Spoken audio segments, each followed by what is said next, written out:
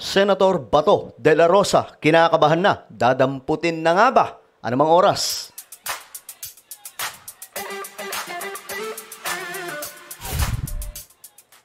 Hey guys, this is me. I'm back for another vlog today. Kamusta po kayo mga kababayan, mga solid sangkay? At ito, mag-usapan po natin itong usapin, no? Patungkol po dito kay Senator Bato. Alam naman po natin mga sangkay na involved po siya, di umano, tungkol po dito sa ginawa noon ng administrasyong Duterte, yung about sa war on drugs at kung ano-ano pang mga issues. Ngayon, mga sangkay, isa po si Bato sa nasa listahan na masasakoti daw po ng ICC. Yun ang sabi. Mukhang isusunod. Mukhang si Bato daw po yung second batch. Actually guys, nung time mga sangkay na dadampot po si Tatay Digong doon sa airport, isa sa pinaka nakakalungkot sa part ng mga DDS, yung bigla ang pagkawala ni Bato. Wala po talaga. Hindi ba contact, hindi alam kung asaan. Umabot muna yung 24 hours bago po magparamdam. I think it's more than 24 hours, no? Bago po magparamdam. So, kumbaga, mga sangkay, pinabayaan niya si Tatay Digong at mas pinili, siguro, mga sangkay na manahimik. Dahil siguro sa takot na baka kasama siya sa listahan ng mga madadampot at that time. So ngayon, mga sangkay, syempre maingay na naman, pero hindi po natin alam kung baka mamaya biglain po yung si Senator Bato. No? Lalong-lalo na mga sangkay, kasama daw po siya sa listahan. Well, anyway, bago tayo magtuloy-tuloy, paki-subscribe po muna yung ating YouTube channel. Makikita nyo po yung subscribe button sa baba ng video na to. I-click nyo lamang po yung subscribe, i-click ang bell, at i-click nyo po yung all. Sa mga nanonood po sa Facebook, i-follow nyo po yung ating Facebook page.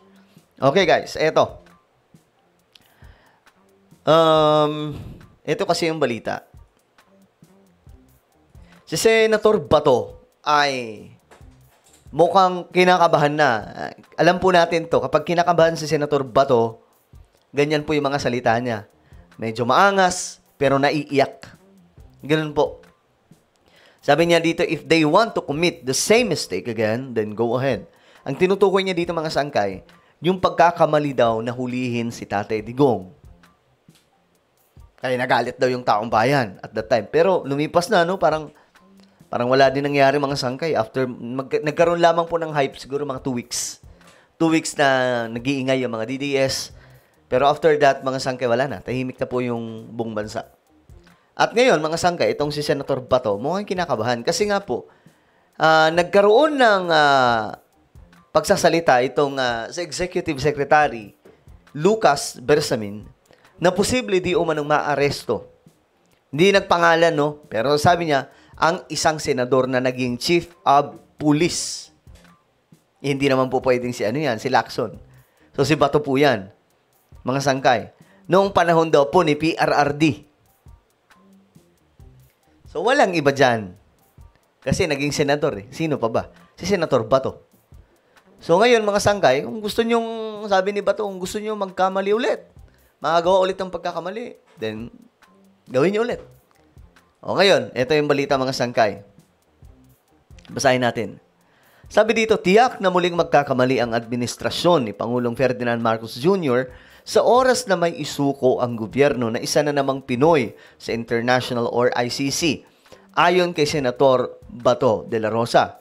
Ginawa ni de la Rosa ang pahayag matapos sabihin Executive Secretary Bersamin na pareho lang ang gagawin nilang pagtrato sa senador tulad ng ginawa nila kay dating Pangulong Rodrigo Duterte noong masakot ito ng mga pulis noong Marso dahil sa kanyang kaso kaugnay sa nangyari nga last administration.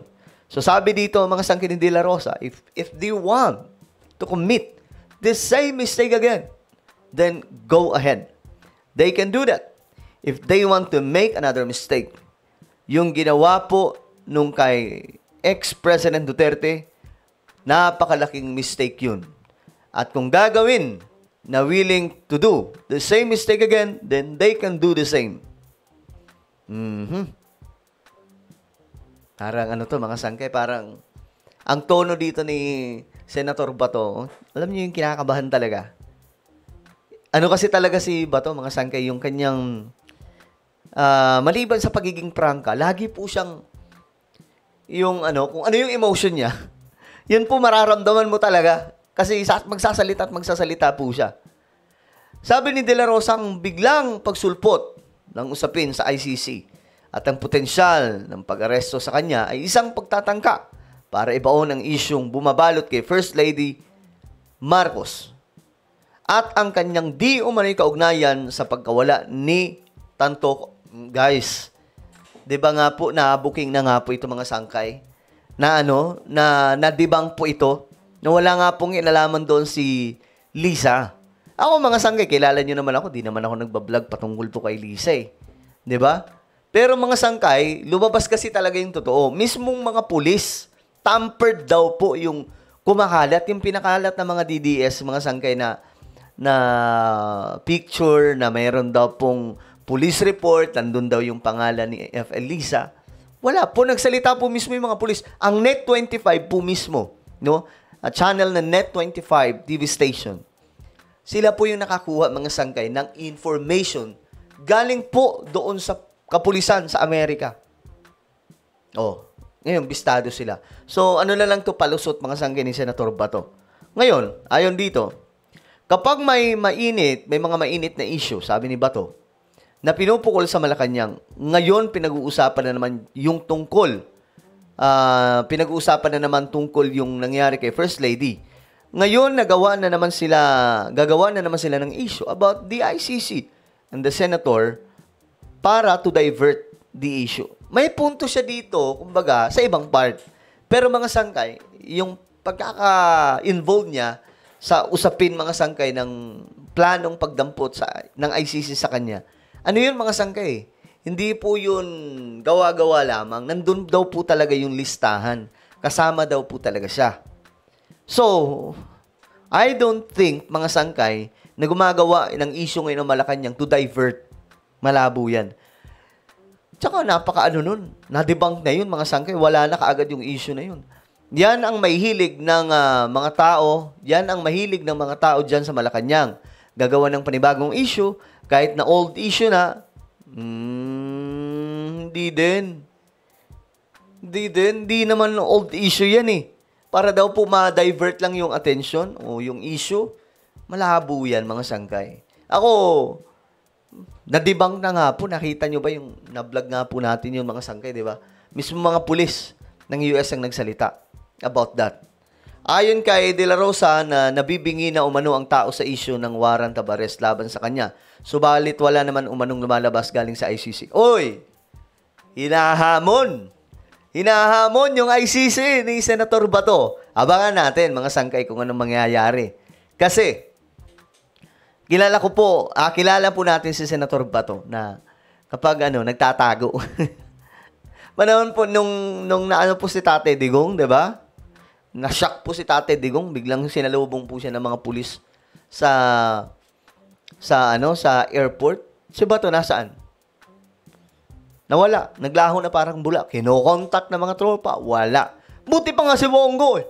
'Di ba? Pumunta po mismo siya sa airport. Gusto niyang makausap si Tate Digong pero hindi po siya pinapasok eh. O 'di ba? Itong si Bato, ewan ko lang. Nabibingi na ang tao yan sa kakaulit-ulit ng issue na yan. Wala pa rin namang palang warrant. Nasasabi nga, if lang naman daw. If.